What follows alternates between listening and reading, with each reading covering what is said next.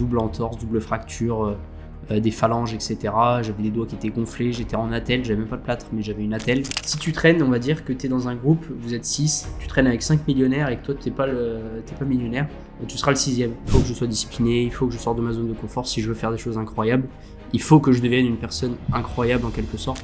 Le culot, c'est le maître mot pour moi, pour réussir à faire des choses extraordinaires et accélérer son développement. Salut à toutes et à tous, c'est Valentin. On se retrouve aujourd'hui pour un nouvel épisode du podcast Mindflow. Comme vous pouvez le voir aujourd'hui, donc je me retrouve tout seul face à vous, face à la caméra. Cet épisode, c'est un autre type d'épisode, c'est un nouveau challenge pour moi, dans le sens où je m'étais dit pourquoi pas faire un épisode en solo pour plusieurs raisons. La première, c'est que je me suis jamais vraiment présenté à vous, présenté à mon audience, vous dire un petit peu qui je suis, d'où je viens. Pourquoi Mindflow, pourquoi ce podcast? Et donc du coup, je trouvais que c'était l'occasion de vous faire une vidéo d'un petit peu moins d'une heure pour vous présenter un petit peu tout ça et vous présenter d'où je suis parti, où est-ce que j'en suis maintenant et qu'est-ce que je souhaite faire du coup par la suite.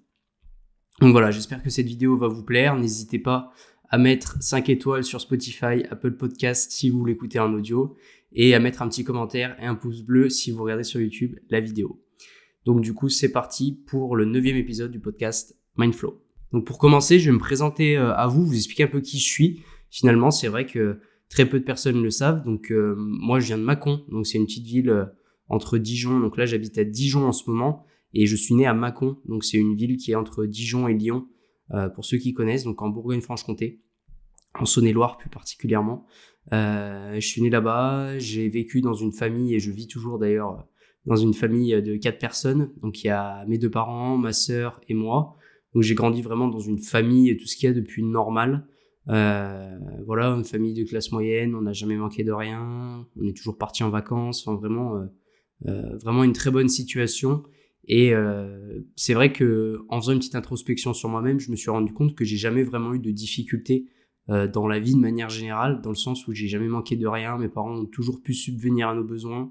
On a toujours été vraiment soudés en tant que famille et c'est vrai que j'ai vraiment grandi dans un environnement très très favorable et très épanouissant. Ce qui fait que voilà, maintenant je pense que ça joue un petit peu aussi sur où j'en suis, ma personnalité et la personne que je suis devenue. Donc c'est vraiment une chance de pouvoir naître dans une famille dans laquelle je suis né et j'en serai toujours reconnaissant à mes parents, même à ma sœur d'ailleurs, s'ils regardent cette vidéo. Donc voilà, franchement, j'ai vraiment rien à dire sur ce sujet-là. Donc là, actuellement, pour vous donner un petit topo de la situation, donc moi, j'habite à Dijon. Donc Dijon, c'est en Côte d'Or, donc toujours en Bourgogne-Franche-Comté, mais un peu plus au nord. Et Dijon, donc pourquoi? Parce que je fais mes études, je suis encore étudiant en alternance. Donc je suis dans une école qui s'appelle la Chambre de commerce et d'industrie, donc CCI Formation, où je suis en Master 2, donc en dernière année en alternance, en commerce international. Donc c'est un diplôme qui est quasiment exclusivement fait en anglais. Voilà. Et donc du coup, en alternance, je travaille, donc c'est-à-dire que je travaille en même temps. Pour faire simple, je fais 3 semaines de travail et 1 semaine d'école par mois. Les 3 semaines où je travaille, je suis chargé de projet, responsable marketing dans une agence de communication digitale, de marketing digital spécialisée sur Instagram qui s'appelle Agence OVB. Donc la plupart du temps je travaille en télétravail, donc c'est-à-dire depuis mon appartement là où je vous filme cette vidéo. Des fois je travaille dans des cafés, je travaille à la bibliothèque, enfin vraiment c'est au début j'avais un petit peu de mal d'ailleurs avec le télétravail et je m'étais dit mais comment est-ce que je vais faire pour rester motivé, rester discipliné pendant un long moment. Et finalement mon rythme de vie s'est vraiment calé sur ce rythme de travail, dans le sens où j'ai réglé toutes mes habitudes, j'ai réglé vraiment mon quotidien, mes routines, ce qui fait que maintenant je suis ultra productif. Alors pas tous les jours bien sûr, mais j'essaye d'être le plus productif possible en tout cas et de maximiser ma productivité avec ce rythme-là. Et donc là derrière, c'est ma dernière année d'études, donc bac plus 5. Je vous avouerai que je commence à en avoir un petit peu marre. Maintenant c'est vrai que je suis plus concentré sur un nouveau projet, le podcast, la boîte dans laquelle je travaille et également mon business que j'ai lancé là en avril 2023. Donc voilà un petit peu mon parcours personnel. C'est vrai que quand on se présente, des fois on n'en parle pas assez, mais j'ai essayé de faire un peu un point aussi, une petite introspection sur mon caractère, qui je suis. Moi c'est vrai que je suis un caractère qui est assez doux, assez gentil de base. où, comme je vous le dis, la situation familiale a fait que bah voilà, j'ai jamais eu de difficultés, j'ai jamais rencontré de problèmes ou quoi que ce soit, et j'ai toujours eu voilà un caractère vraiment bienveillant, gentil, doux. Et ça, c'est quelque chose que je garde encore depuis que je suis enfant. Ça change pas et ça bouge pas. Après, c'est vrai que le caractère, il évolue au fil des ans. Les points que je remarque si je devais noter une différence entre quand j'étais plus petit, plus jeune, je dirais de mes 3 ans jusqu'à mes 18, 19 ans, j'ai toujours eu quand même une tendance à être assez influençable, beaucoup moins maintenant, mais assez influençable, assez un peu naïf en quelque sorte, même si moi la naïveté j'y crois peu. Je crois même que c'est un concept qui n'existe pas. Mais c'est pas le sujet d'ailleurs, mais voilà. Et tout ça pour vous dire que moi c'est quelque chose auquel voilà mon caractère a évolué au fil des expériences que j'ai eues, au fil des études que j'ai pu faire, au fil de l'avancée en fait de ma vie et de mes projets. Et maintenant je suis quand même beaucoup plus, on va dire qu'avant je me laissais moins aller dans l'inconfort ou surmonter des difficultés ou volontairement me mettre un petit peu en zone d'inconfort. C'est vrai que j'ai toujours voilà été dans ma zone de confort. Je suis jamais trop sorti des rails, ou j'ai jamais trop fait des sorties de route ou quoi que ce soit. Je suis toujours resté vraiment dans une ligne, voilà, enfin une vie tracée normale. Et c'est vrai qu'à un moment donné, je me suis rendu compte que bah c'est dit tracé, peut-être que j'en voudrais pas et que je voulais faire autre chose de ma vie. Et c'est à partir de mes 19-20 ans où j'ai commencé à lire beaucoup, à me renseigner sur le développement personnel, à regarder des vidéos business, à regarder des créateurs de contenu américains, français, assez connus, où là je me suis dit il faut que je sois discipliné, il faut que je sorte de ma zone de confort si je veux faire des choses incroyables, il faut que je devienne une personne incroyable en quelque sorte.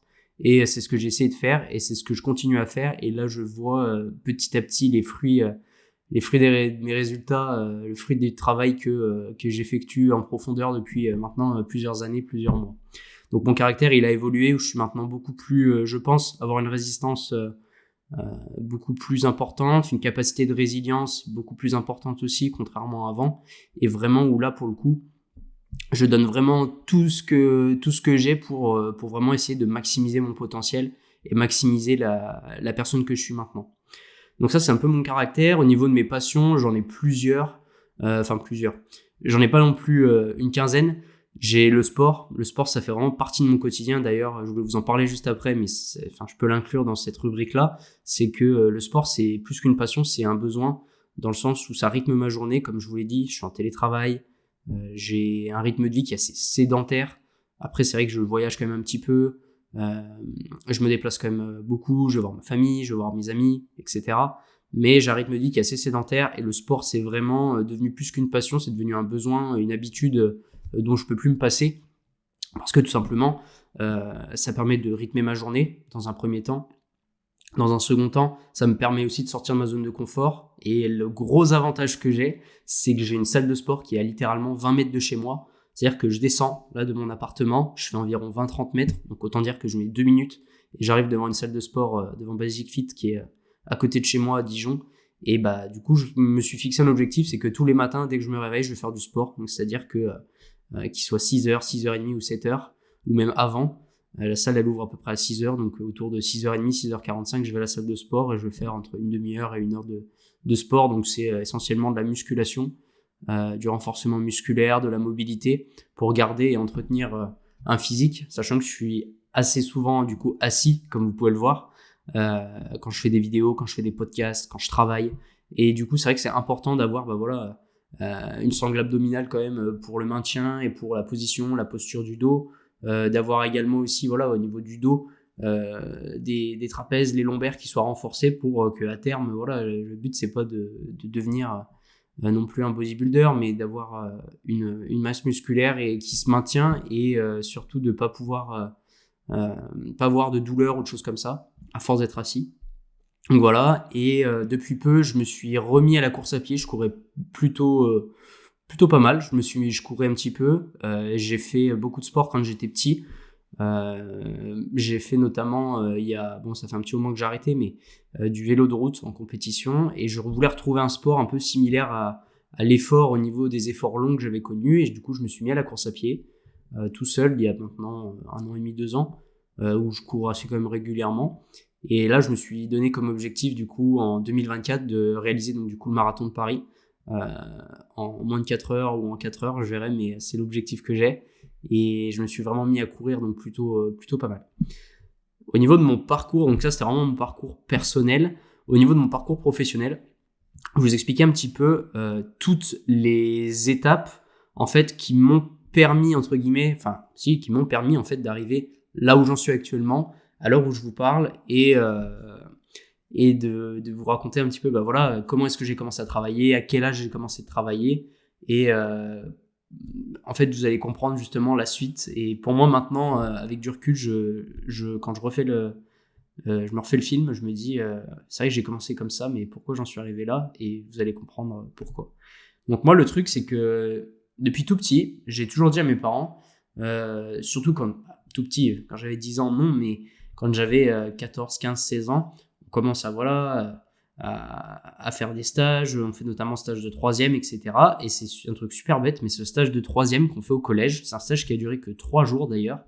En fait, je savais pas trop ce que je voulais faire. Plus tard, des fois, vous savez, en repas de famille ou même avec des amis ou des amis à vos parents, ils vous demandent, écoute, Valentin, qu'est-ce que tu veux faire plus tard? Moi, j'avais aucune idée. Quand j'étais petit, je voulais être pilote d'avion, pilote de chasse. Enfin, j'étais vraiment intéressé par le domaine l'aéronautique, l'aviation, même le domaine spatial, etc. Et pour moi, je parlais de ça et je pensais ça, mais sans vraiment, on va dire, en avoir, je dirais, envie ou voilà, mais vraiment le faire. Et du coup, le truc, c'est qu'à 14 ans, j'ai fait mon premier stage de troisième. Et vu que je faisais du vélo à cette époque-là, je m'étais dit, va faire un stage dans un endroit où ça reprend un petit peu ta passion, etc. Et je me suis retrouvé à aller à Decathlon, Mâcon, donc magasin de sport pour ceux qui connaissent, très connu en France et même au niveau mondial. Donc j'arrive là-bas et je postule tout simplement, lettre de motivation, CV à l'ancienne. Et du coup, mon patron de l'époque, Ludovic, qui s'appelait, je m'en rappelle, il a accepté quasiment tout de suite ma candidature. Arrive la veille donc c'était un stage qui durait 3 jours. Arrive la veille de mon stage, je me casse 2 doigts. Je me casse les 2 doigts là, ici de la main droite, la veille, mais vraiment la veille du stage, donc la veille de commencer. Et du coup, je vais à l'hôpital, etc. Double entorse, double fracture, des phalanges, etc. J'avais des doigts qui étaient gonflés, j'étais en attelle, j'avais même pas de plâtre, mais j'avais une grosse attelle. Du coup, j'avais le bras en écharpe comme ça, je m'en rappelle. Et la veille vraiment du stage, ça m'arrive ça. Du coup, je rentre, c'était, je sais plus quelle heure c'était, ça devait être minuit, 1h du matin, chez moi. J'avais tellement mal avec mes doigts cassés, etc. En plus, c'était juste une attelle qui supportait mes doigts.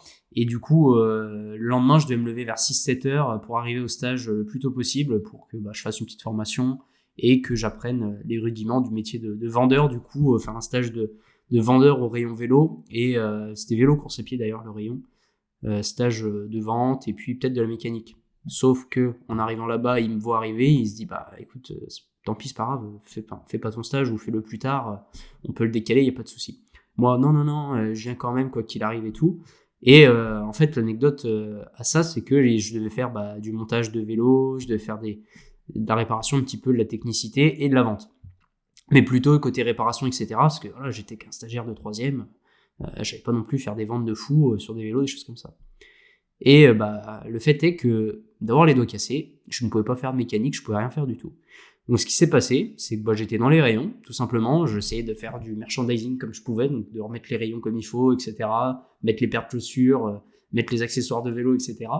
Et en fait, ce qui s'est passé, c'est que vu que j'avais que ma main gauche de disponible et ma parole et moi, et en fait, tout simplement, j'ai fait littéralement de la vente tout mon stage. Pendant 3 jours, j'ai fait de la vente et du conseil client. Et je ne connaissais absolument rien à cette époque-là à la course à pied. Le vélo, les articles, je les connaissais pas tous par cœur. Mais à chaque fois, j'ai développé, on va dire, c'est un peu ces skills, ces nouvelles compétences de vente face aux clients quand ils me demandaient des conseils, quand ils me demandaient des choses. Et j'essayais de me débrouiller comme je pouvais pour leur sortir un argumentaire de vente, sans savoir ce que c'était un argumentaire de vente, bien sûr. Je connaissais absolument rien. Je faisais tout à l'instinct. Et finalement, il s'est trouvé que mes collègues de mon rayon, ils m'observaient, ils regardaient, et à la fin du stage, donc mon patron vient me voir, il me dit, voilà, avec les collègues, on a regardé un peu ce que tu faisais, on a regardé comment tu vendais, t'as fait du suivi client, t'as fait des relances, des choses comme ça, des commandes. On a vu que tu te débrouillais super bien et on trouve que t'as vraiment la fibre commerciale. Alors là, à ce moment-là, j'étais plus que content et il me propose en fait de venir travailler l'été directement. J'avais 14 ans, je suis né en fin d'année. 14 ans, c'était clairement pas possible. Enfin, légalement, c'est possible en France. D'ailleurs, ça existe. Pour ceux qui disent qu'ils trouvent pas de job avant 18 ans, c'est largement possible. Je vais vous expliquer pourquoi après. Et j'avais 14 ans, mais c'était trop tôt et c'était trop compliqué d'un point de vue légal pour l'entreprise. Bref, arrivé mes 15-16 ans, je commence à m'intéresser à ce moment-là, à travailler, etc., à gagner mon propre argent. C'est vrai qu'en plus, je suis quelqu'un d'assez dépensier. J'aimais bien me dépenser dans les habits, dans les chaussures, des petites choses comme ça. Surtout que c'est l'époque où on arrive au lycée, on veut plaire aux filles, on veut prendre confiance en soi, etc. Et du coup, ce qui fait que je voulais dépenser un peu mes sous dans des chaussures, des choses comme ça. Et sauf que pour dépenser des sous, il faut en avoir. Et ce qui s'est passé, c'est que je suis donc du coup retourné chez Decathlon à Mâcon, sachant qu'avant, à mes parents, je leur disais que je serais milliardaire, que des gens comme Bill Gates, etc., Steve Jobs, ça m'inspirait, etc., etc. Et mes parents, au début, quand je leur parlais de ça, et je leur ai dit que je voulais devenir riche, ils en rigolaient. Et du coup, j'ai dit quand même à mes parents, moi je veux travailler et tout. On dit ok, pas de souci. Donc ils m'ont ramené à Decathlon quand j'avais à peu près 16 ans, un samedi matin pour faire un entretien. Je suis tombé avec une autre personne que je connaissais pas, qui travaillait là-bas, un responsable. Et j'ai clairement dit, je suis arrivé avec vraiment un bout de papier en guise de CV et que j'ai bricolé un peu juste avant. Et je suis arrivé là-bas et j'ai dit, moi je suis déterminé, je veux travailler chez vous. J'ai fait mon stage de 3e là-bas. Je suis vraiment ultra motivé. Et là, il me demande mon âge, 16 ans. Ah ouais, ça va être compliqué et tout. J'ai dit non, mais c'est pas une excuse. J'ai regardé, on peut travailler, vous savez et tout. Je m'étais renseigné avant sur Internet. Enfin, bref, mais vraiment, anecdote, vraiment, j'y suis allé 100% au culot. Mais vraiment, le mot qui devrait résumer tout ça, c'est le culot. Et du coup, un autre patron donc, du coup, de l'époque, c'était vraiment mon premier patron, donc qui gérait le rayon à l'époque. Il vient et il me rencontre et il me dit, écoute, Valentin, j'adore vraiment le culot que tu as eu de venir à 16 ans, machin. Il me dit, moi je te prends, tu veux travailler quand cet été? 1 mois, 2 mois, je dis, moi je travaille tout l'été. Ok, 16 ans, le plus jeune employé du magasin, je travaille pendant 2 mois non-stop, donc au rayon vélo, du coup pendant tout l'été. Et ça m'a vraiment déclenché le fait de travailler, de commencer à gagner un peu d'argent, même en faisant des petits boulots quand on a 16 ans, ça responsabilise vachement. Le fait d'avoir des relations avec les clients, avec ses collègues, etc. Les collègues qui ont 40 ans, moi j'en ai 16, on n'a pas les mêmes problèmes, on n'a pas les mêmes visions des choses, mais ça m'a vraiment permis de développer des compétences et développer une forme de maturité qui maintenant, je suis ultra reconnaissant de cette expérience et de tout ce vécu que j'ai pu avoir dans cette expérience, quoi. Et c'est vraiment mon premier job et ma première expérience qui m'a fait entrer un peu dans le monde du travail et du salariat et du travail, en fait, tout simplement. Ensuite, j'ai fait plusieurs jobs, toujours dans la vente, parce que finalement, j'ai beaucoup aimé cet aspect-là. Et là, j'ai commencé un peu à avoir un objectif. Je me suis dit, moi, je serai le meilleur vendeur, je vais devenir responsable commercial, etc. Et puis, à cette époque, je tombe sur le film Le Loup de Wall Street, de Martin Scorsese. Et là, à ce moment-là, je me dis, ouais, moi, je vais devenir un expert en vente. Et puis, je commençais à m'auto-convaincre qu'en fait, j'étais super bon là-dedans et tout. Et ce qui était le cas sans prétention, je veux dire, je m'en sortais très bien, j'étais à l'aise, j'avais pas peur de discuter avec les gens, j'avais pas peur de rencontrer les gens, et c'est là que ça a commencé un peu à façonner mon caractère. Du coup, on y revient, mais à sortir de ma zone de confort, m'exprimer, etc., face à des gens que je ne connais pas, et ça m'a vraiment permis d'évoluer de plus en plus. Et du coup, après, j'ai fait plusieurs jobs dans le milieu de la vente. Donc là, c'était plutôt en B2C. Après, j'ai fait des jobs en B2B où je vendais des EPI, donc des équipements de protection individuelle, donc des casques de sécurité, des baudriers, des harnais, pour les entreprises qui travaillent, par exemple, ou des aéries, donc pour les pompiers, pour les entreprises qui travaillent sur les lignes à haute tension, etc., ou même des plombiers, des choses comme ça. Donc plus pour des professionnels, j'ai été commercial sédentaire. Et ensuite, j'ai eu une autre expérience qui m'a marqué, puis qui a un petit peu finalement déclenché tout le reste. C'est que moi, à ce moment-là, en fait, j'étais persuadé que la vente, il y avait que ça pour réussir. Et pendant mes études, après, donc j'ai fait au niveau de mes études, pour faire un rapide feedback, j'ai fait donc un bac économique et social, ES, j'ai eu mention bien d'ailleurs. J'étais à ça de là très bien, mais mention bien quand même, donc ça va. Ensuite, j'ai fait un DUT technique de commercialisation à l'IUT du Creusot pendant 2 ans. Ensuite, j'ai fait un bachelor, donc un bac plus 3 en tant que responsable commercial, responsable du développement commercial. Donc j'étais commercial itinérant, où là je travaillais dans le domaine viticole où je vendais en fait du compost pour les viticulteurs pour mettre dans les vignes, donc de l'engrais en quelque sorte. Et ensuite j'en suis là arrivé où je suis maintenant en master en alternance depuis maintenant un an et demi dans l'agence de communication digitale, l'agence OVB. Ça c'est voilà mon parcours professionnel et mon parcours scolaire universitaire. Et du coup, quand j'étais en DUT, donc là je refais un petit feedback, je refais un petit retour en arrière. Deuxième année de DUT, on doit faire un stage. Le stage dure, il me semble, c'était 1 mois. Et à ce moment-là, je m'étais dit, je vais retourner chez Decathlon. Ouais, bof, non. Qu'est-ce que je vais faire? Et là, je vois une annonce paraître sur le site interne de l'IUT de là où j'étais et qui dit, voilà, il y a tant d'annonces dans plein de secteurs d'activité différents. Positionnez-vous si vous le souhaitez. Le stage était, je crois, il commençait en mars-avril ou en avril, il me semble. Et moi, je crois que c'était au mois de décembre-janvier, et je vois ça, et c'était publié, mais c'était tout récent, et personne n'était à peu près au courant. Donc moi, je tombe dessus, je me dis, mais c'est génial, je regarde les offres, là, je vois plein d'offres disponibles et tout, et je me dis, mais trop génial, faut que je me positionne dessus. Je tombe sur une boîte, donc qui était l'agence OVB, et je me dis, ouais, la com, le marketing et tout, j'étais persuadé que c'était pas fait pour moi et que j'aimais pas ça.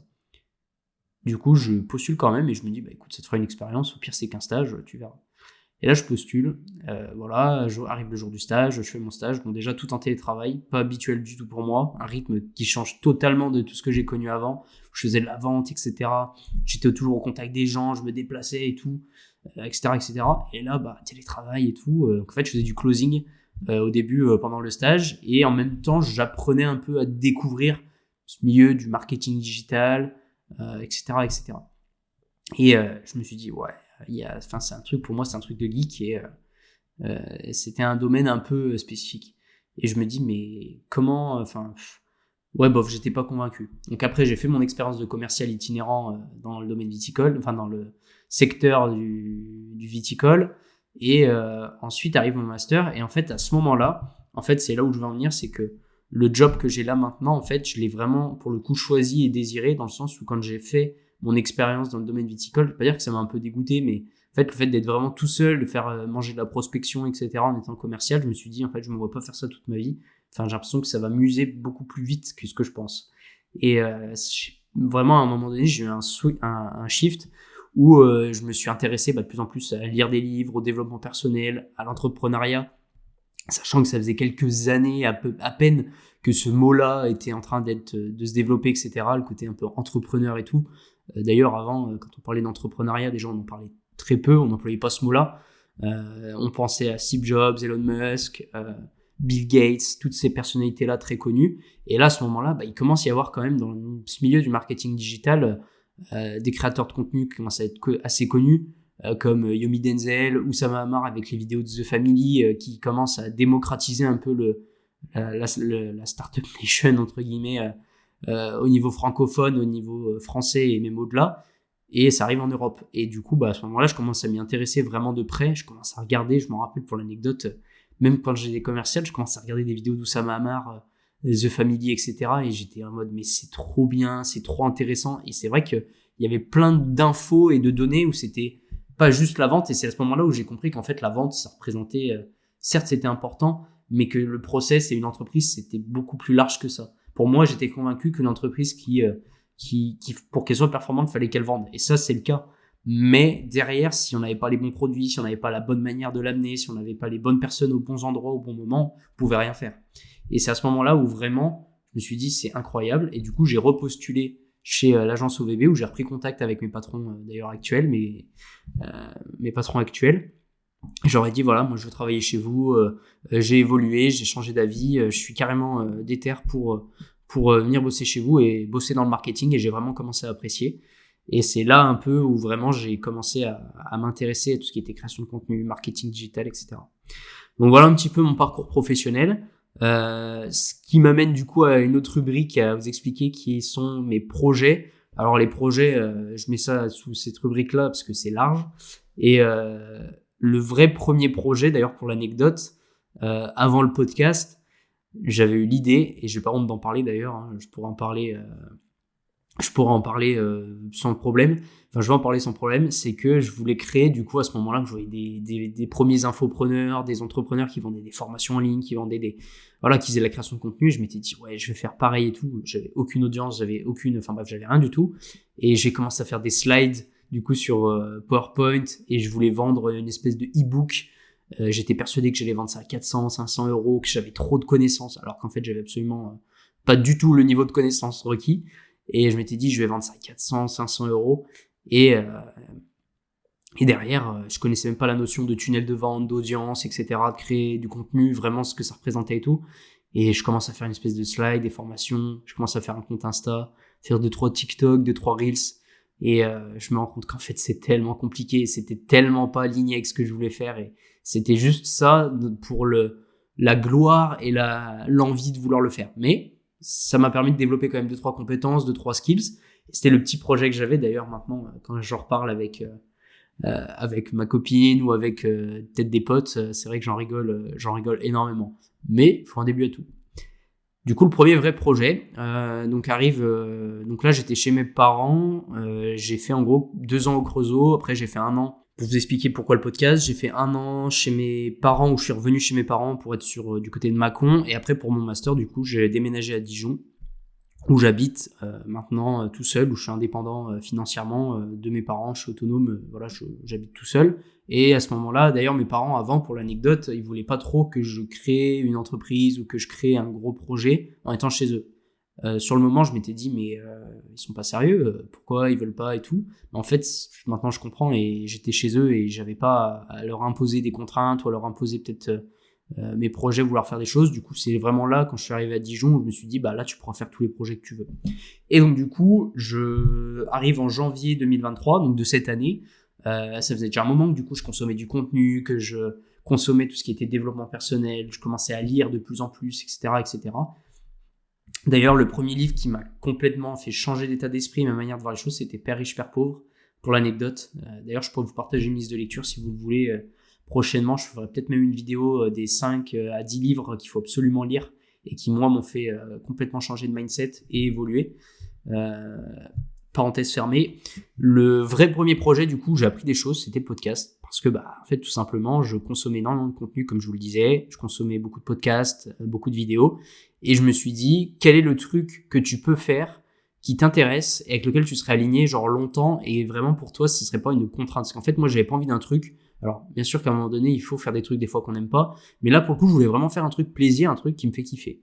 Et c'est là où, en fait, je me suis dit, t'es curieux, t'aimes beaucoup discuter, t'aimes rencontrer de nouvelles personnes.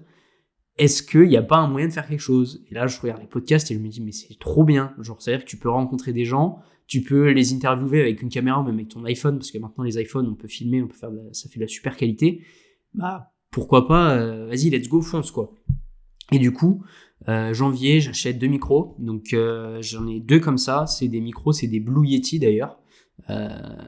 Ceci n'est pas sponsorisé du tout, mais voilà, je vous en parle parce que c'est vraiment de la super cam. Donc j'ai 2 micros, 2 Blue Yeti. J'ai commencé comme ça, donc ils sont à 140 € le micro, donc 280 €, plus un logiciel qui me coûte environ 30 € par mois pour diffuser sur toutes les plateformes de streaming audio. Et l'audio, je l'enregistre sur GarageBand sur mon MacBook Air. Donc c'est un truc lié à Apple directement. Donc j'ai vraiment commencé avec ça, j'avais pas de ring light, j'avais rien du tout en matériel vraiment de qualité à cette époque-là. Et finalement, j'ai commencé comme ça. Et pourquoi donc du coup j'ai commencé parce que je m'étais dit je veux interviewer des personnes intéressantes et capter des choses, des conversations intéressantes que j'ai des fois avec des personnes.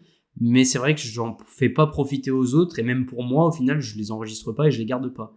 Et du coup, j'ai commencé tout simplement à demander à un de mes potes si on voulait faire un épisode crash test pour voir un peu ce que ça donne. Donc j'ai demandé à un de mes potes de venir avec son matos, qu'il est vidéaste. D'ailleurs, je vous mettrai ses réseaux sociaux dans la vidéo. C'est lui qui me fait la plupart de mes vidéos YouTube, qui me donne des conseils en vidéo, etc. Vraiment, allez suivre Enzo, il est vraiment top quali. Je vous mettrai ses réseaux sociaux dans la vidéo, enfin dans la description de la vidéo. Et du coup, je l'appelle et je lui dis ouais, est-ce que tu pourrais venir m'aider à filmer et tout, j'y connais rien, machin. Il me dit bah écoute, pourquoi pas, let's go, allons-y. Et je demande à un de mes autres potes, Max, qui est d'ailleurs le premier épisode du podcast, de venir faire l'épisode avec moi. Et il me dit ok, je suis chaud, pourquoi pas. Et je me suis dit bah j'enregistre, je le monte, enfin je veux dire, on fait le montage avec mon pote Enzo et on voit ce que ça donne. Finalement, on enregistre l'épisode et je me dis mais ouais, c'est pas trop mal et tout. Et en fait, j'avais peur de publier, j'avais peur de ce que les gens allaient penser de moi, j'avais peur de m'afficher sur YouTube. Je pensais que j'allais avoir des milliers de personnes qui allaient voir ma tête et qui allaient se foutre de ma gueule, mais en fait, pas du tout. D'ailleurs, la vidéo au début, elle a fait 50 vues. Et c'était clairement, même mes parents n'avaient pas vu la vidéo. Donc pour vous dire que personne littéralement n'avait vu la vidéo, enfin très peu de monde. Et je l'ai quand même publié et ça m'a permis en fait finalement de développer des compétences clairement hyper intéressante, donc qui est du montage vidéo, du montage audio, parce qu'après du coup j'ai voulu faire des reels et des shorts liés à cet épisode là, etc. Et ça m'a vraiment permis de développer des compétences clés qui à l'heure actuelle je développe encore et qui m'ont permis de passer petit à petit les étapes et à un autre niveau. Donc voilà un petit peu. Donc c'est à ce moment là où vraiment le podcast, ça m'a permis d'avoir un déclic entrepreneurial, je dirais, un déclic même tout court, où je me suis dit je suis capable de faire quelque chose de ma vie et je suis capable d'avoir des projets qui me mènent et qui se développent petit à petit, parce que c'est quelque chose qui est lié à ma personnalité intrinsèquement et qui est lié à aligner avec mes valeurs et avec ce que je veux faire et avec ce que j'aime faire. Et je me suis dit mais c'est génial. Et du coup voilà, j'ai à ce moment là où je me suis dit est-ce que je commencerais pas du coup à exploiter et à monétiser en quelque sorte un peu les compétences que j'ai acquises. Et du coup, on arrive en avril 2023 ou mars 2023, où je me dis à un moment donné, lance-toi. Et du coup, j'ai rencontré pas mal de personnes qui avaient monté des business sur Dijon. J'avais mon pote qui s'était lancé en tant que freelance et je me suis dit, développe toi aussi ton premier business. Du coup, avril 2023, j'enregistre ma micro-entreprise, donc je suis devenu freelance, social media manager freelance, où ma première activité, ma première offre, ça a été de développer donc du coup une offre copywriting, ghostwriting sur LinkedIn, pour ceux qui connaissent, et où j'ai commencé à avoir mes premiers clients. D'ailleurs, à ce moment-là, où j'ai développé plein de compétences au niveau de tout ce qui était intelligence artificielle, ChatGPT, le prompt engineering, le machine learning, toutes ces connaissances-là que j'ai développées petit à petit dans l'entreprise dans laquelle je travaillais, et moi en parallèle pour faire mes scripts de vidéo, pour faire mes scripts écrits, pour développer mes compétences en copywriting, etc. Et du coup, j'ai été également contacté, j'ai contacté quelqu'un, on a échangé, d'ailleurs il fait partie d'un de mes invités, c'est Fabrice, avec qui on a énormément discuté, et où j'ai fait une conférence, du coup ma première conférence sur l'intelligence artificielle, qui s'est très très bien passée. J'avais fait vraiment des slides complètes avec beaucoup d'informations, c'était dense, il y avait beaucoup de valeur, où j'ai essayé d'éveiller et d'éduquer, entre guillemets, les salariés de cette entreprise-là, qui s'appelle Arius, du coup, qui est l'entreprise dont Fabrice est le CEO, pour éduquer ses employés à utiliser peut-être l'intelligence artificielle dans leur quotidien, peu importe leur pôle au sein de l'entreprise. Et du coup, j'ai développé mes premières offres, etc. Et ce qui m'amène maintenant à l'heure actuelle à avoir, en termes de chiffre d'affaires, je suis entre 1000 et 2000 euros de chiffre d'affaires par mois avec cette activité-là. Donc, ce qui est pas rien non plus. Donc, je dis bien chiffre d'affaires et pas de bénéfice, c'est pas ce que je me verse. Sachant que la plupart de l'argent que je gagne en termes de chiffre d'affaires, je le réinvestis dans le sens où je me suis acheté une caméra, celle avec laquelle je filme, un micro, pour la caméra, je me suis acheté une ring light, j'ai acheté vraiment un trépied, qui est d'ailleurs celui avec lequel je filme actuellement, pour essayer de réinvestir tout ça. J'ai payé des freelances pour me faire mes reels, pour faire mes miniatures YouTube, pour faire ma bannière YouTube, pour essayer vraiment d'améliorer la qualité du podcast, la qualité aussi de ma personal brand au final, sur YouTube, sur Instagram, sur TikTok, sur tout ça. Et vraiment développer ça. Et là, depuis peu, du coup, ma nouvelle activité, mon nouveau business en parallèle du podcast, du coup, toujours en freelance, c'est que grâce au podcast, j'ai pu développer énormément de compétences sur tout ce qui est montage vidéo courte, notamment. Je suis pas un expert vidéaste, je suis pas un expert en montage, loin de là. Mais pour tout ce qui est les formats courts, etc., savoir comment est-ce que on fait une bonne accroche, comment est-ce qu'on fait les bons effets de transition, etc. Du coup, j'ai développé cette offre-là depuis peu, et où je compte vraiment m'investir à 200% et avoir 4, 5, 6 clients avec lesquels vraiment je peux travailler. Donc voilà, c'est ma nouvelle offre vidéo que j'ai développée. Et c'est là où un petit peu où j'en suis.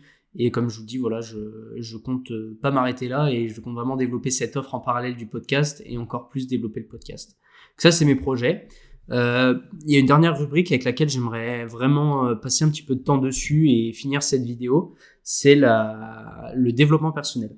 Le développement personnel, en fait, c'est vraiment un point clé de tous mes projets, de tout ce que je vous ai évoqué avant, dans le sens où sans ça, je pense que je serais pas devenu et je deviendrais pas une personne meilleure chaque jour et je deviendrais pas la personne. J'aurais pas fait tout ça en fait. J'aurais pas été la personne qui ose se lancer parce que mine de rien, c'est vrai que je vous en parle maintenant comme si c'était facile et comme si j'ai fait ça d'un claquement de doigts. Alors oui, j'ai fait ça d'un claquement de doigts parce que contrairement à ce qu'on croit, d'ailleurs même pour être freelance, en une semaine c'est fait. Et mais c'est ce step mental, j'avais l'impression qu'il y avait une barrière, un plafond de verre que j'arriverais jamais à casser et qui finalement j'ai réussi à le faire et j'ai réussi à passer au-delà de ça et à me lancer, à créer une offre, à prospecter, à démarrer mon activité. Et ça, c'est grâce à tous les efforts et les choses que j'ai fait en amont de développement personnel. C'est vrai que on en parle beaucoup aux US, c'est ultra développé aux États-Unis, où on est vraiment dans ce côté psychologique, psychologie on va dire un peu positive, où on est toujours dans le côté tu vas faire mieux, tu vas être le meilleur, tu vas y arriver, tu vas gagner. Et moi, c'est vrai que j'ai toujours été quand même dans un truc où j'étais vachement dans ma zone de confort, où j'avais peur, j'osais pas passer à l'action, etc. Et grâce au développement personnel, ça m'a permis vraiment, et c'est pas du bullshit, vraiment, développement personnel. Après, bien sûr, il y en a plein qui vont vous dire que c'est du bullshit, il y en a plein qui vont vous dire que il y a ça qui est bien, il y a ça qui est pas bien. Mais quoi qu'on en dise, moi, personnellement, en tout cas, c'est mon ressenti. Heureusement que je me suis intéressé à ce domaine-là. Et dans le développement personnel, on peut mettre plein de choses. Hein. Moi, je mets la lecture, je mets les contenus que je consomme, etc. Bien sûr qu'il faut filtrer et trier du bon contenu, mais ça m'a vraiment permis de développer des nouvelles compétences et de péter des barrières mentales au fur et à mesure que j'avance. Et encore maintenant, je continue à développer tout ça et je compte peut-être me rendre là prochainement, j'aimerais bien peut-être en 2023, fin 2023 ou peut-être en 2024 me rendre à des masterminds ou des conférences justement un petit peu avec des speakers assez connus. Idéalement, j'aimerais bien que ce soit des speakers anglophones, mais qui font du dev perso, qui ont écrit des livres, qui ont écrit des choses pour vraiment essayer de toujours être dans ce côté maximiser son potentiel et maximiser qui la personne qu'on est en fait, faire de son mieux. Donc il y a plusieurs parties. La première partie, c'est que le développement perso, je m'y suis vraiment intéressé et là où j'ai vu que ça a pris tout son sens, ça peut paraître super bête, mais c'est quand je suis devenu autonome financièrement. C'est-à-dire que je dépendais plus de mes parents, où toutes les petits skills de mettre un petit peu, même si je suis quand même assez dépensier, mettre un peu de sous de côté, de savoir combien tu as besoin pour vivre, de savoir comment est-ce que tu dois gérer les choses, etc. C'est des petites compétences même pour ce qui est la prise de parole, la confiance en soi, qui m'ont permis de devenir vraiment autonome financièrement, de pas avoir peur de manquer de rien ou quoi que ce soit, et même ce serait pas le cas. Mais là, le point où surtout ça m'a vraiment apporté, c'est la lecture. La lecture, franchement, c'est le truc que je vous conseille à 10 000% de faire le plus tôt possible pour vraiment développer des compétences, apprendre des nouvelles connaissances, développer des compétences qui sont clairement indispensables. Et la lecture, pourquoi aussi ça, c'est un truc qu'on oublie vachement de mentionner, parce que lire des livres, c'est bien, mais le fond de ce qu'on lit, c'est bien, mais la forme aussi. Je m'explique. La forme, c'est quand tu lis un livre, maintenant, on a tellement d'informations, d'ailleurs, de manière générale, je dis un livre, mais sur Internet, sur les réseaux sociaux, à la télé, dans les magazines, enfin, on est surexposé à l'information. Et le fait de lire, ligne par ligne, mot par mot, paragraphe par paragraphe, page par page, chapitre par chapitre, enfin bref.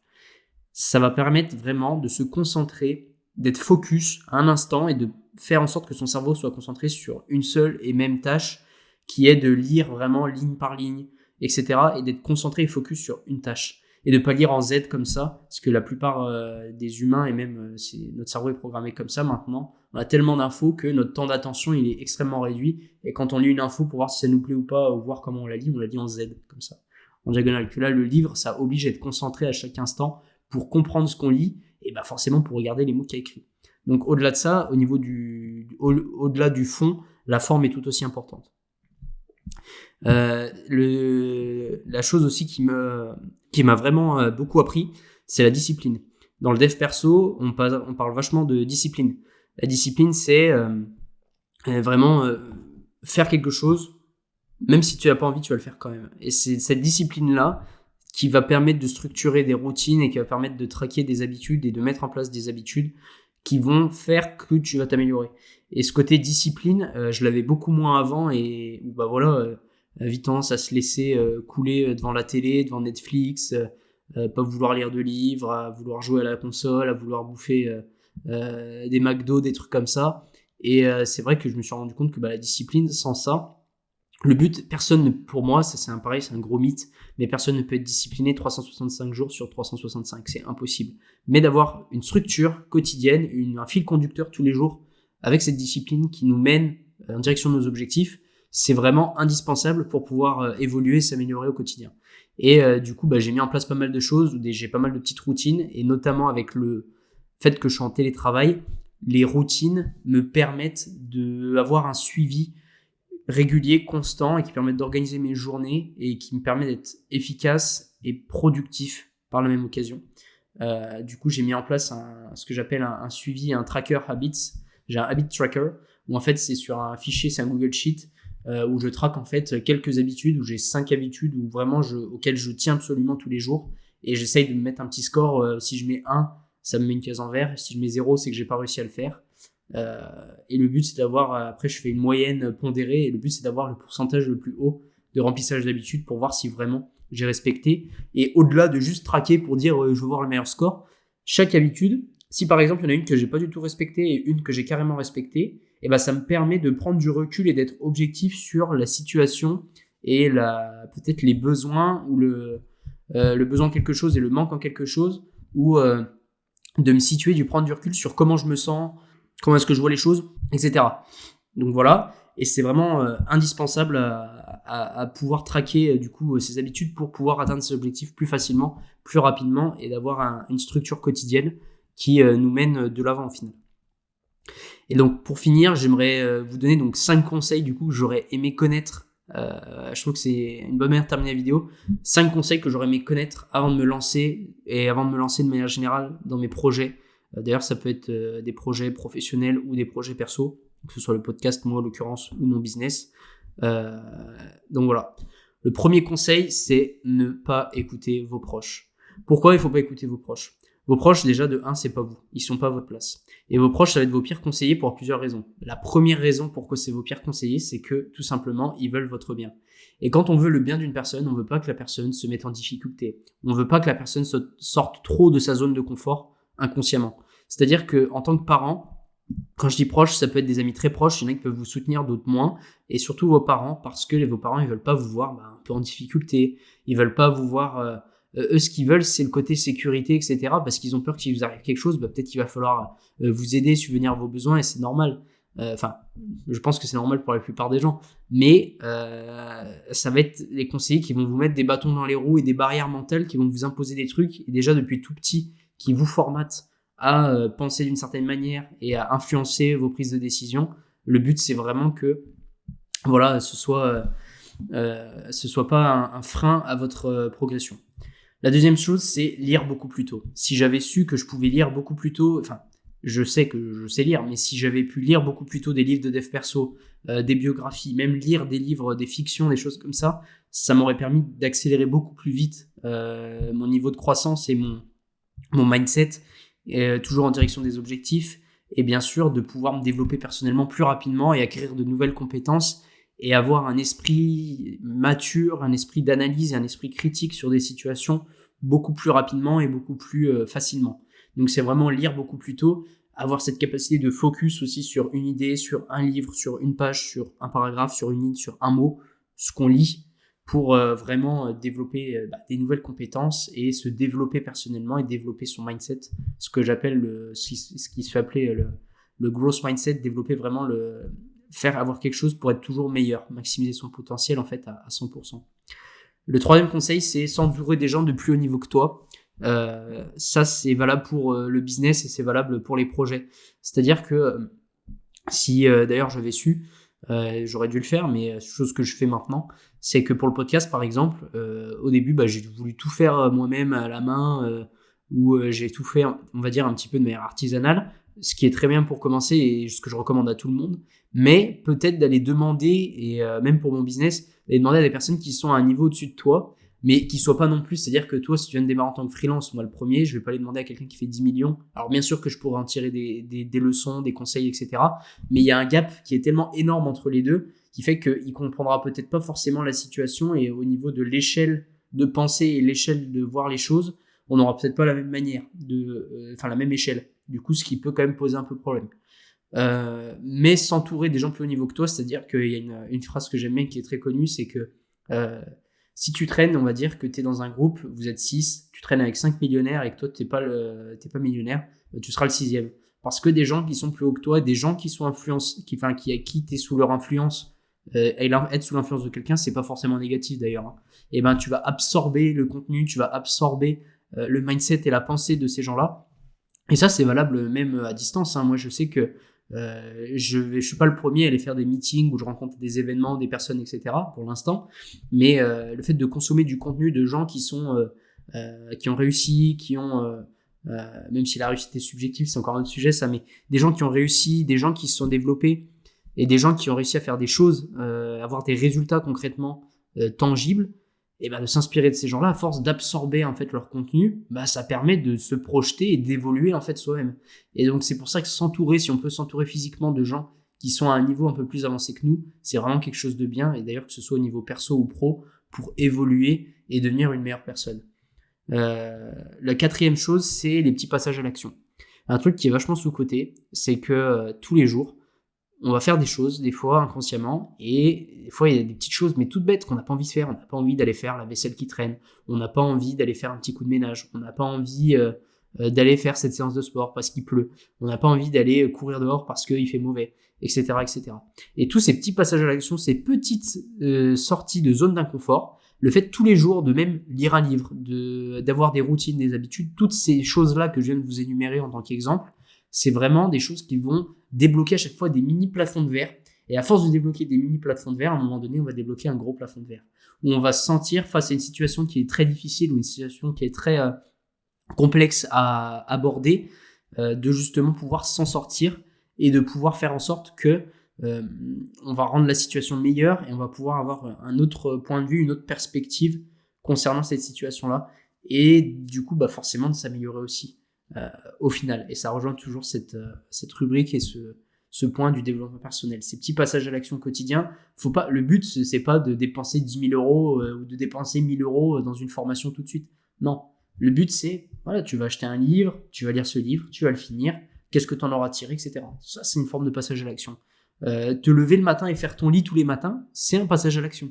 Genre toutes ces petites choses là, ces petites routines, ces petites habitudes, ces petits passages à l'action vont faire que plus tard, c'est un effet d'ailleurs qui s'appelle l'effet cumulé, qui est un livre de Darren Hardy que j'ai commandé, j'ai lu des extraits un peu sur internet, mais qui dit que voilà, vraiment tous ces petits passages à l'action, toutes ces petites choses cumulées, à force ça va faire une exponentielle, dans le sens où forcément mis les uns dans les autres, à un moment donné ça va devenir des habitudes, et ça va permettre d'évoluer beaucoup plus rapidement. Et enfin, le dernier conseil vraiment que j'aurais aimé connaître et que j'aurais aimé appliquer beaucoup plus tôt, et que maintenant je me force à vraiment appliquer, qui est indispensable, c'est avoir beaucoup plus de culot. Le culot, c'est le maître mot pour moi, pour réussir à faire des choses extraordinaires et à accélérer son développement. Le culot, c'est clairement ce qui m'a permis à un moment donné, le culot d'aller demander quelque chose à quelqu'un, le culot d'acheter quelque chose qui va peut-être vous coûter cher et tu sais pas si tu vas peut-être perdre de l'argent ou pas. Je me suis acheté une caméra, je me suis acheté des micros, je me suis dit mon podcast, si ça se trouve, ça va me saouler au bout de 2 mois, je vais arrêter et j'aurai perdu entre guillemets 600, 700, 800 euros, même 1000 euros. Voilà. Et le culot, c'est ce qui vraiment va faire que tu vas pouvoir avoir accès à des choses qui inconsciemment tu te disais mais c'est pas possible, alors qu'en fait bien sûr que si, c'est possible. Et c'est le culot qui va te faire débloquer aussi des plafonds de verre. Je m'explique. Le culot, tout simplement, quand tu vas voir une personne que, par exemple, imaginons que tu prends l'exemple d'une personne avec qui tu n'as jamais osé aller parler parce que tu as peur que la personne elle te recale, tu as peur que la personne elle pense que, tu as peur que. Ça, c'est des croyances internes, c'est des croyances limitantes qui vont faire que ça va t'empêcher de passer à l'action. Donc on revient au passage à l'action aussi. Et ce manque de culot, tout simplement, et ben en fait, tu peux passer à côté d'opportunités. Tu as un coût d'opportunité qui est tout simplement énorme. C'est-à-dire que tu vas passer à côté de choses exceptionnelles parce que tu n'as pas osé le faire. La personne, ce que je me dis maintenant à chaque fois que je veux demander quelque chose à quelqu'un ou que je pense quelque chose et que je le dis clairement, le culot, c'est que la pire des réponses que je peux avoir, c'est un non. Et avoir un non comme réponse, je veux dire, personne n'en est mort. Enfin, à ma connaissance, il n'y a pas de danger à ça, en fait, directement. Et au pire des cas, tu peux même retenter ta chance plus tard si tu as vraiment du culot, tu vois. C'est pas parce que la personne te dit non que c'est forcément un non définitif. C'est pas parce que la personne te dit on verra que ce sera un non définitif aussi. Le culot, c'est vraiment, pour moi, l'une des compétences les plus importantes à développer pour vraiment devenir quelqu'un et faire quelque chose d'exceptionnel. Et c'est ce qui permet... Le culot, d'ailleurs, c'est valable à peu importe le niveau auquel tu te situes et peu importe la situation dans laquelle tu es. C'est vraiment ce qui peut te sortir des fois de situations compliquées ou qui peut te faire passer à un autre level, littéralement. Je trouve que c'est un très bon mot de la fin pour conclure ce premier épisode tout seul. J'espère que j'ai pas parlé trop vite. J'espère que vous allez apprécier l'épisode et que ce format vous a plu. Je compte sûrement refaire des formats un petit peu plus courts où je vais développer des concepts peut-être et faire d'autres vidéos YouTube. En tout cas, j'espère que cet épisode, ce format vous a plu. Si c'est le cas, n'hésitez pas à mettre 5 étoiles sur Spotify, sur Apple Podcast et à mettre un commentaire sur YouTube et à partager la vidéo à vos amis, à vos proches si elle a pu vous intéresser. J'espère que vous avez appris des choses sur moi. Et Mindflow, les épisodes, ça continue. Petit teaser, je vais avoir plusieurs épisodes qui vont être enregistrés sur Paris prochainement et un épisode en Suisse. C'était Valentin pour un nouvel épisode du podcast Mindflow. Je vous dis à très bientôt. Ciao, ciao.